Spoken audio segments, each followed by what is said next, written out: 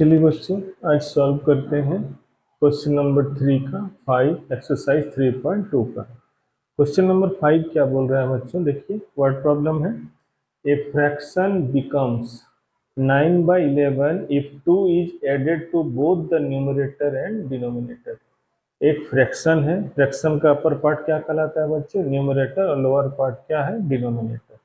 तो बोलता है एक फ्रैक्शन है जिसके न्यूमरेटर और डिनोमिनेटर में अगर हम 2 को ऐड करते हैं तो फ्रैक्शन क्या बन जाएगा, 9/11। ये क्वेश्चन में दिया हुआ। फ्रैक्शन के बारे में तो आप जानते हैं बच्चों, क्या है फ्रैक्शन, यानी कि अपर पार्ट्स क्या, जैसे 1/2, 3/4, ये सब क्या है, बोलिए फ्रैक्शन। तो अपर पार्ट क्या है, न्यूमरेटर, और लोअर पार्ट क्या है, डिनोमिनेटर। तो एक फ्रैक्शन के न्यूमरेटर और डिनोमिनेटर दोनों में 2 को ऐड कीजिएगा तो फ्रैक्शन क्या बनेगा, 9/11। और जब 3, if 3 is added to the both numerator and denominator it becomes 5/6। और अगर न्यूमरेटर और डिनोमिनेटर में 3 को ऐड कीजिएगा तो फ्रैक्शन क्या बनेगा, 5/6। तो आपको फ्रैक्शन आपको क्या है ना, निकाल करके दिखाना। तो जैसा कि हर वर्ड प्रॉब्लम में आपको बोले हैं बच्चों कि जहां से क्वेश्चन है वहीं से आंसर स्टार्ट करना है। तो क्या निकालना है, बोलिए फाइंड द फ्रैक्शन। फ्रैक्शन किससे बनता है, न्यूमरेटर एंड डिनोमिनेटर। तो चलिए लेते हैं बच्चों, let numerator be, let numerator be क्या है, एक्स, एंड डिनोमिनेटर बी क्या है, वाई। देन फ्रैक्शन बी क्या आएगा, x/y। देखिए फ्रैक्शन में upper part numerator, lower part denominator. Numerator को x माने, डिनोमिनेटर को y माने, तो फ्रैक्शन क्या बनेगा, x/y। यहाँ तक तो क्लियर है। चलिए चलते हैं क्वेश्चन के फर्स्ट पार्ट में। 80 बोलता है क्या कि एक फ्रैक्शन के न्यूमरेटर में आप 2 ऐड कीजिए, डिनोमिनेटर में भी 2 ऐड कीजिए, तो आपका फ्रैक्शन क्या बन जाएगा, 9/11। देखिए क्वेश्चन के फर्स्ट पार्ट में दिया हुआ है बच्चों क्या, if 2 is added to both the numerator and denominator. एक फ्रैक्शन के न्यूमरेटर और डिनोमिनेटर दोनों में सेम नंबर 2 को ऐड कीजिएगा तो फ्रैक्शन क्या मिलेगा आपको, 9/11। तो चलिए बच्चों उसके बाद क्या करते हैं, इसको क्रॉस करके, क्योंकि आपको मालूम है चैप्टर क्या है, linear equation.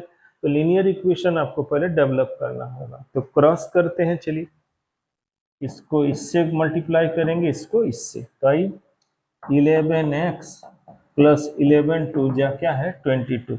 11 into x 11x plus 11 into 2 22। 9 से करते हैं तो 9y और प्लस 9 2 जा क्या है, 18। देखिए क्रॉस किए बच्चों, यहाँ पर हम मल्टीप्लाई डायरेक्ट कर दिए, और इतना आपको आना चाहिए और आप कर सकते हैं। 10th क्लास का मैथ्स है। 11 into x 11x plus 11 into 2 22, y into 9 9y और प्लस 2 इंटू 9 प्लस 18। अब आइए लीनियर इक्वेशन बनाने के लिए एक तरफ हम लोग वेरिएबल को ले आते हैं बच्चों।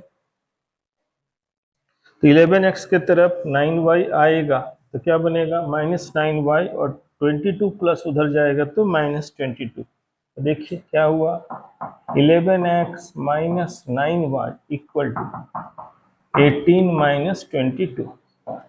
11x minus 9y equal to -4। ये इक्वेशन क्या बनाया, 1। इस तरह से देखिए एक इक्वेशन आपका डेवलप हो गया, 11x minus 9y equal to -4। अब चलिए चलते हैं दूसरे पार्ट पर काम करते हैं बच्चों। क्वेश्चन के सेकंड पार्ट में क्या दिया हुआ है, if 3 is added to both the numerator and the denominator it becomes 5/6।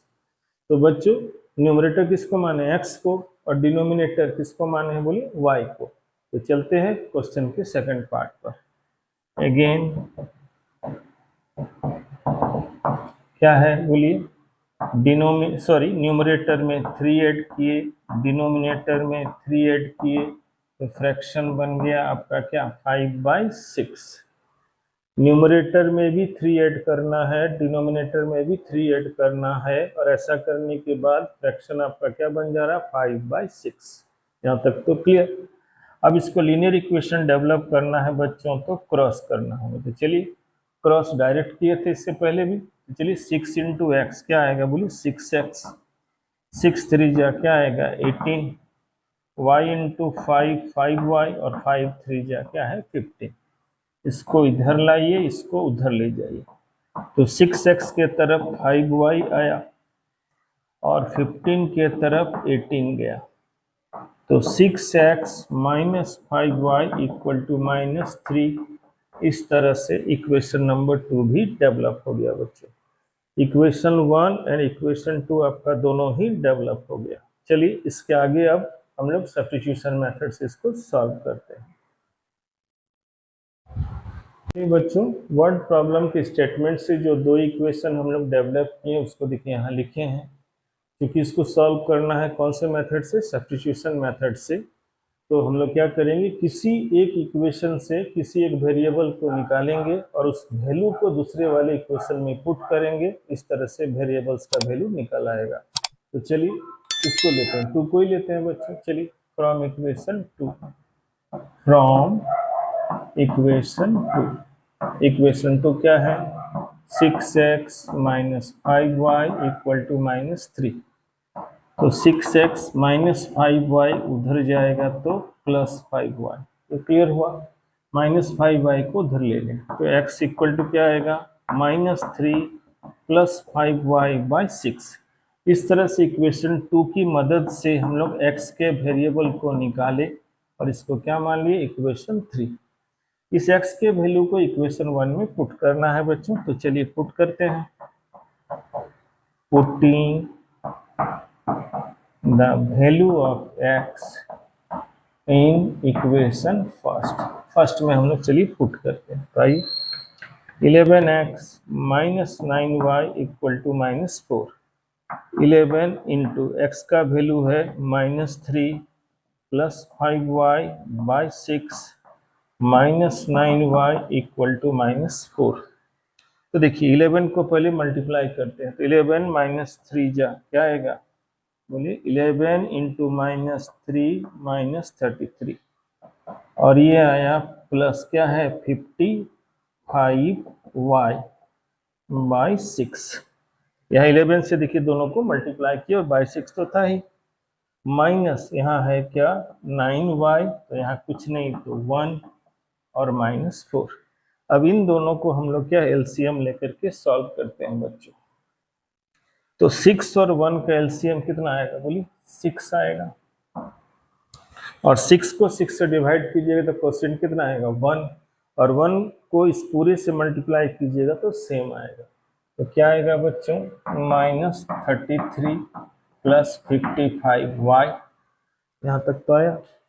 1 से डिवाइड करेंगे 6 को तो क्या मिलेगा, बोलिए 6 कोशिएंट, और 6 को -9y से मल्टीप्लाई कीजिएगा तो क्या आएगा -54y, और इधर पहले से है क्या -4। देखिए इन दोनों का पहले एलसीएम लेकर के हम सॉल्व किए तो क्या हो गया, दो अलग अलग फ्रैक्शन सिंगल फ्रैक्शन में कन्वर्ट हो गया। जब तक ये दोनों अलग अलग फ्रैक्शन सिंगल फ्रैक्शन में कन्वर्ट नहीं होता है बच्चों, तब तक आप क्रॉस मल्टीप्लिकेशन को यूज नहीं कर पाइएगा। अब हम लोग क्रॉस कर सकते हैं। तो देखिए यहाँ क्या बच रहा है, -33, 55 से 54 गया यानी कि y। अब इसको क्रॉस कीजिए तो -4 × 6, तो -33 + y इक्वल टू -24, तो y इक्वल टू -24, ये उधर जाएगा +33, तो y का वैल्यू क्या निकला 9। इस तरह से देखिए एक वेरिएबल y का वैल्यू क्या निकला 9।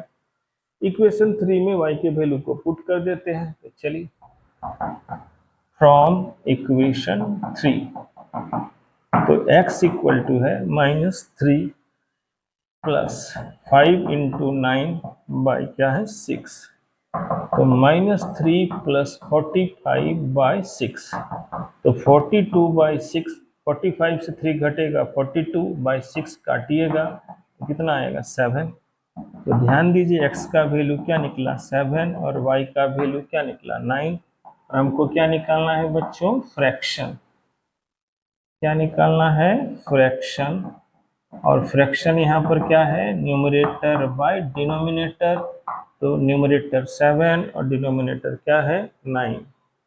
आप चेक करना चाहें तो कर सकते हैं बच्चों, देखिए यहाँ चेक करके हम दिखा दे रहे हैं। पहला स्टेटमेंट क्या था कि न्यूमरेटर में आप 2 ऐड कीजिए, डिनोमिनेटर में भी 2 ऐड कीजिए, तो ये क्या बन जाएगा 9/11। तो देखिए ये पहला क्लियर हो गया। न्यूमरेटर में भी 2 ऐड किए, डिनोमिनेटर में भी 2 ऐड किए, तो मेरा फ्रैक्शन क्या बना 9/11। यानी कि जो स्टेटमेंट दिया हुआ है इससे ये सेटिस्फाइड हो रहा है, यानी कि हम जो आंसर निकाले हैं वो सही है। सेकंड में भी चली। सेकंड क्या था कि न्यूमरेटर में 3 और डिनोमिनेटर में 3, तो 10/12 कटेंगे तो क्या आएगा 5/6, यानी कि दोनों ही कंडीशन को सेटिस्फाइड कर रहा है। यानी कि हम जो आंसर निकाले हैं बच्चों फ्रैक्शन का 7/9 वो सही आंसर है। इस तरह से देखिए एक क्वेश्चन यहाँ कंप्लीट होता है। मेरे ख्याल से आपको ये अच्छे से समझ में आ जाएगा। ध्यान से देखिएगा बच्चों, तो ये आपको समझ में आएगा।